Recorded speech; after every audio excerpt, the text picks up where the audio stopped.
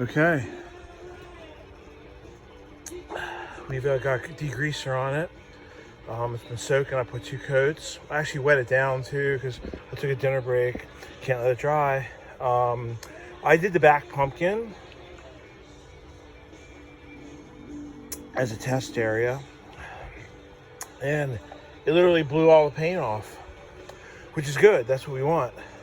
So what I'm gonna do, I'm gonna pick a spot it didn't hit. I can only imagine somebody painted the axle before, obviously, but if they didn't, it's irrelevant because the whole job is the power washer is to blow off the dirt and a loose paint, right? Because you want perfect bonding. Now, the tip I use on the power washer, it's not a fan, but it's not a nozzle either. I don't really have a name for it, except maybe I should invent one. It's an oscillating tip, a whirly bird, I don't know. But check this out. This is absolutely a must-have if you have a power washer and you get into this. It's kind of a cone shape, but look. See that sound? Look at that, man.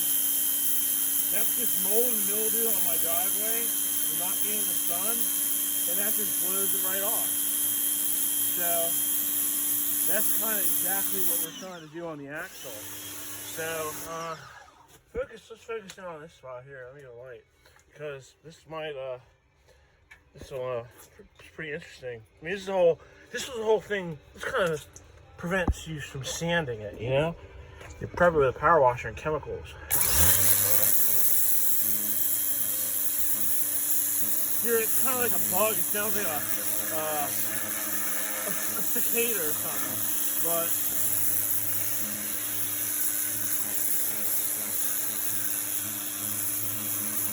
the idea is when anything loose, dirt, paint doesn't bond to dirt.